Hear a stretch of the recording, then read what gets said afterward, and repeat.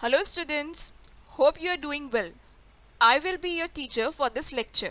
और यहाँ पे हम क्लास 12th की यूनिट फर्स्ट का मतलब रिलेशन एंड फंक्शन का टॉपिक देखेंगे, टाइप्स ऑफ रिलेशन.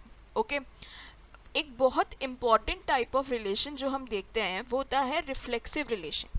ओके, और सबसे पहले हम इसकी डेफिनेशन से स्टार्ट करते हैं. A relation are in a set A is said to be a reflexive relation if every element of A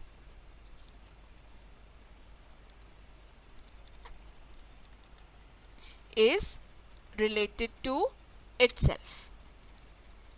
मतलब ये क्या बोल रहा है कि अगर किसी एक सेट A पे हम एक रिलेशन R को डिफाइन कर रहे हैं और A सेट का हर एलिमेंट अपने आप से रिलेटेड होता है तो वो रिलेशन R फिर क्या कहलाने लगता है?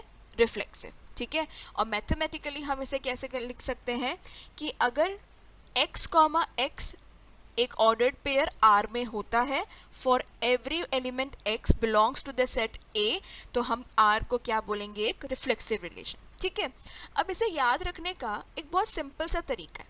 रिफ्लेक्सिव मतलब क्या होता है? सेम चीज़ को वापस से रिफ्लेक्ट करना, थ्रो बैक करना.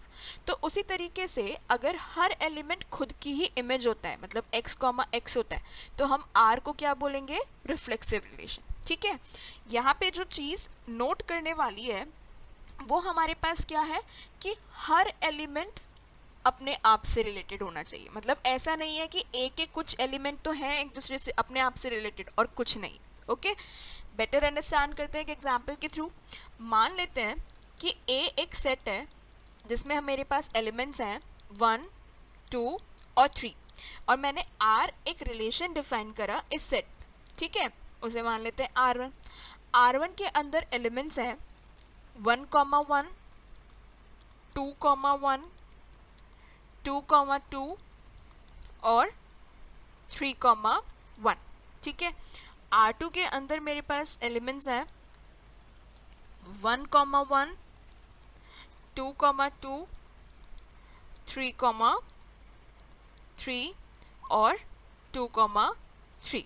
ठीक है, और एट लास्ट हम एक और रिलेशन कंसीडर कर लेते हैं इसके ऊपर R3 जिसमें मेरे पास एलिमेंट्स हैं 2, 2, 1, 1, 2, 3, 3, 3. ठीक है, अब इनमें से हम चेक करेंगे कि कौन से रिलेशन रिफ्लेक्सिव हैं और कौन से नहीं है. ओके, सबसे पहले R1 में देखो. A सेट के अंदर 3 एलिमेंट्स हमें दिख रहे हैं 1, 2 और 3. ठीक है, अब 1 1 से रिलेटेड है, R1 के अंदर 1, 1 है. 2 भी 2 से रिलेटेड है, 2, 2 भी है. लेकिन 3 3 से रिलेटेड नहीं है, 3, 3 नहीं दिख रहा. तो हम इसे क्या बोलेंगे कि ये रिफ्लेक्सिव नहीं है. ठीक है, बाकी एलिमेंट्स अगर हैं या नहीं हैं उससे हमें कोई फ़र्क नहीं पड़ेगा. अब R2 को कंसीडर करते हैं. इसमें 1, 1 है, 2, 2 है, 3, 3 है. उसके अलावा भी 2, 3 है पर इससे कोई फ़र्क नहीं पड़ता. अगर ये तीनों एलिमेंट्स अपने आप से रिलेटेड हैं तो हम इसे क्या बोल देंगे कि यह कैसा रिलेशन है? एक रिफ्लेक्सिव रिलेशन है. सिमिलरली R3 के अंदर भी 2, 2 है, 1, 1 है, 3, 3 है. तो फिर से हम इसे क्या कह लेंगे? Reflexive relation. अब यहाँ पे हम नोटिस करेंगे कि ज़रूरी नहीं है कि 1, 1 पहले आना चाहिए, फिर 2, 2, फिर 3, 3, क्योंकि ये एक सेट है तो किसी भी तरीके से एलिमेंट्स लिखा सकते हैं. ओके, तो यहाँ से हमें पता चलता है कि रिफ्लेक्सिव रिलेशन क्या होता है. I hope you understood the explanation. Thank you.